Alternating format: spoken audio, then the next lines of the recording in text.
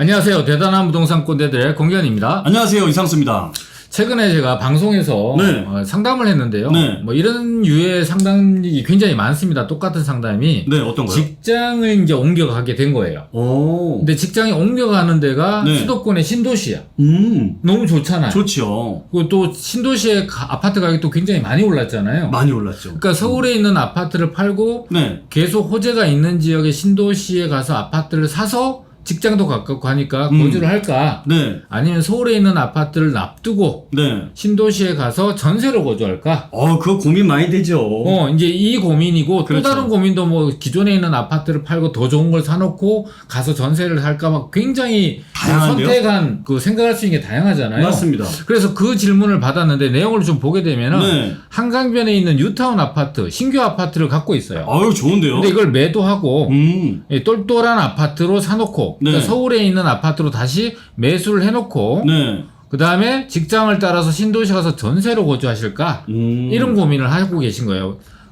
그러면 신도시가 또 좋으면 신도시에 있는 집을 살 수도 있을 거 아니에요? 그렇죠. 아, 그렇네. 근데 돈은 한정돼 있고 하니까 네. 어떤 결정을 할까에 대한 질문을 하셨는데 네. 이 뭐 제 생각과 우리 이 꼰대님이 생각이 좀 다르다고 하니까 네. 영상을 보고 와서 우리 계속 얘기를 나눠보겠습니다. 네, 보시죠. 이 흑색 센트럴빌 아파트 같은 경우가 반포의 영향도 받고 용산의 영향도 받고 또 9호선 역세권이다 보니까 앞으로 계속적으로 반포 지역에 새로운 아파트들이 재건축이 되고 또 용산 쪽에 뭐 동부이천동에 있는 아파트들이 리모델링이나 재건축이 된다면 그 가격들이 올라가면서 직접적으로 영향을 받는 데가 이 흑석뉴타운이거든요. 그래서 입지 여건이 굉장히 좋아요. 근데 이거를 매도를 하고 만약에 하남 쪽으로 간다면 하남에 이제 새로운 아파트를 취득을 하게 되면은 나중에 하남에서 이 하남 아파트를 팔고 다시 흑석뉴타운으로는 돌아오기가 어려울 거예요. 왜냐하면은 하남 미사 같은 경우도 신도시로 조성이 돼서 가격 상승이 있을 수 있는 충분한 요건을 잘 갖추고 있지만 흑석의 가격 상승이 훨씬 더 두드러지게 나타날 거기 때문에 이게 양극화거든요. 그래서 추세 자체가 양극화라는 건 역행할 수가 없고 그거에 대해서 속도를 좀 늦추는 정도로 정책적으로 펼 수밖에 없는 거기 때문에 하남이 올라갈 수 있는 요건을 갖고 있다고 하지만 흑석의 가격 상승 여력이 훨씬 더 높기 때문에 일단은 저는 보유 의견 드리고요. 네. 보유하고 이거를 전세를 놓게 되면은 전세가 아마 12억에서 한 13억 정도 놓아질 수 있거든요. 예. 그렇게 되면 이걸 매도하지 않고 이 전세 보증금 12억, 13억 갖고 하남 미사지구에 30평대 아파트 지금 살 수 있거든요. 자, 권권대님 잘 봤습니다. 네. 아주 그냥 뭐 스타일이 방송계 젠틀맨, 킹스맨 하지 마세요. 팔도 나 다음에 할 때 한번 팔 좀 걷고서라도 해봐야 될 것 같아요. 킹스맨은 우산 들고 다니기 때문에 불편합니다. 네. 자, 일단은 제가 이 보면서 두 가지의 좀 질문이 생겼어요. 아, 그래요? 두 가지씩이나? 네, 두 가지씩이나. 네네. 저는 아예 집중해서 봤습니다. 아, 그래요? 첫 번째는 뭐냐면 지금 여기 흑석동이란 입지가 네. 오른쪽으로는 이제 반포에서 이런 영향을 받는다. 이게 그 다음에 맞은편에 있는 용산의 영향을 받는다. 이렇게 말씀을 하셨단 네네네. 말이에요. 근데 그렇다고 한다면은 이분이 여기에서 계속 이거를 보유할 문제가 아니라 네. 직접적으로 영향을 더 양극화해서 영향을 더 많이 줄 수 있는 이런 부동산들이라고 한다면 사실 반포나 용산 쪽이잖아요. 아, 그렇죠. 근데 이제 반포 쪽은 아시다시피 가격이 30억대 이상이 넘어가다 보니까 굉장히 40억 하죠. 39억 8천만 원이니까. 아이고야, 정확하게 네네네. 기억하시네요. 부담스럽고 네. 너무 부담스럽죠. 네네. 근데 이제 맞은편에 이천동이나 이런 지역들 용산 쪽으로 넘어가게 되면 네. 그래도 이분이 있는 자금으로 가지고 그쪽으로 충분히 갈아타기도 할 수 있을 것 같거든요. 그러면 용산 쪽에서 예를 들어 리모델링이라도 되는 아파트라고 한다면은 네. 그런 아파트들이 가격이 새 아파트 되면서 이거는 이제 이미 새 아파트가 된 거지만 네네. 용산 쪽에 있는 또 새 아파트가 될 수 있는 아파트를 미리 사놓는 거죠. 그럼 용산의 호재와 영향도 받고 입지적으로도 훨씬 더 우위에 있다 보니까 더 많이 오를 수 있지 않을까요? 아, 좋은 생각인데요. 네. 일단은 이제 이 흑석뉴타운이 한 18억 정도 하거든요. 네. 전세가 한 12억, 13억 정도를 하고. 네. 자, 그러면은 현재 살고 계시니까 이걸 팔고 뭐 비과세를 받는다는 전제하에서 보면은 그렇죠. 흑석동에 있는 30평대 아파트가 네. 지금 현재 한 20억 정도 해요. 그렇죠. 그다음 전세가 10억 정도 하니까 네. 실투자 금액이 한 10억 정도 필요해요. 이거 어디 이거 용산? 예, 용산. 아, 용산이? 용산이. 예. 근데 이렇게 10억 정도를 내가 이 돈에서 써버리고 나면은 네. 이제 뭐 양도세까지 하면 한 7억 정도의 여유 자금밖에는 안 생기잖아요. 네. 그러면은 이제 우리 이권대님은 이걸 갖고 미사나 이런 데 가서 전세로 살라는 거잖아요. 아무래도요. 이제 돈이 안 되니까 네. 매수를 할 수 있는 금액은 안 되니까 그렇죠. 저는 이렇게 똘똘한 한 채 물론 좋은 선택인 것 같은데 네. 이제 그 이천동에 있는 아파트 한 채를 갖고 수익을 낼 수 있는 금액과 네. 네. 흑석동을 가지고 그 다음에 하남 미사에 있는 아파트 2개를 가지고 네. 얻는 수익이 네. 못지 않다고 보는 거예요.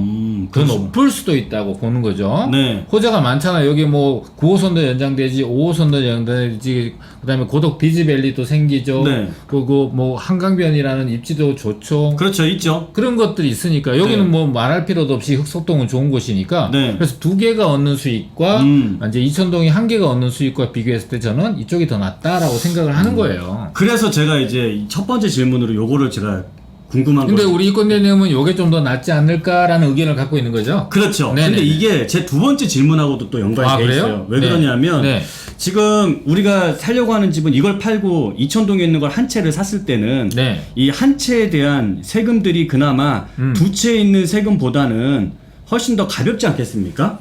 보유를 하는데 보유세도 있고 네네. 그 다음에 이제 사실 수익적으로도 이 두 채가 예를 들어 뭐 이 한 채가 5억을 만들었고 네. 그 다음에 이 두 채가 뭐 3억씩 뭐 이렇게 만들었다라고 쳤을 때 한 6억 여기다 할게요. 6억을 만들었다라고 했을 때 사실 이 6억의 세금이 중과세라든지 이런 부분까지 물게 되면 네. 사실상의 수익은 이 한 채가 더 높지 않을까 싶어서 그렇거든요. 네. 뭐 그렇다고 할 수도 있는데요. 네. 일단 20억짜리고 네. 얘는 이제 18억짜리에다가 이제 하나 미사를 사면 한 13억짜리를 사니까 네.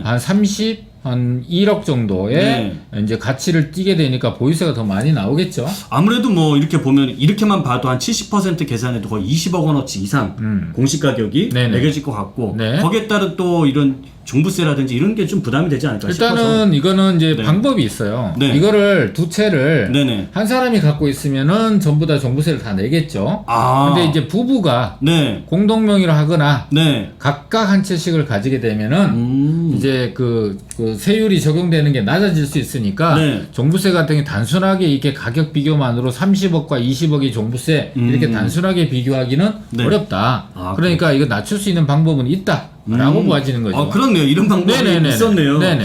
근데 저는 어쨌든 이게 또 중간에 종부세나 이게 재산세 같은 거 나가면 네. 그 돈은 사실 나가서 없어지는 돈이다 보니까 저 성향에는 좀 그게 아깝더라고요. 근데 결과적으로 네. 이제 뭐 2,000동을 갖고 있어도 이제 종부세는 내게 될 것 같고. 그렇죠. 그다음에 이걸 2개를 갖고 있어도 종부세를 내는데 네. 앞서 말씀드렸다시피 한 채로 얻을 수 있는 수익과 두 채로 얻을 수 있는 수익 중에서 네. 더 클 수 있는 수익이면은 수익이 많이 나면은 사실 세금을 내더라도 결과적으로 우리가 이제 상담을 많이 하다 보면 한 채로 돈 버는 것보다 두 채로 돈 버는 게 많고 네. 세금은 양도세나 종부세라든지 세금은 많이 내는 사람이 수익을 많이 내는 거잖아요. 그렇죠. 그러니까 될 수 있으면 많이 수익을 내려고 세금은 내려고 노력하면 수익도 많이 지는데 네. 우리 일반 투자자분들이나 시청자분들이 투자를 할 때 세금을 아끼려고 하다 보니까 결과적으로는 수익도 많이 못 내는 그런 아이러니가 생기거든요. 그러니까 생각을 바꾸게 되면은 훨씬 더 좋은 선택을 할 수 있는 부분도 있다라는 부분이 여기 이제 적용이 되겠죠.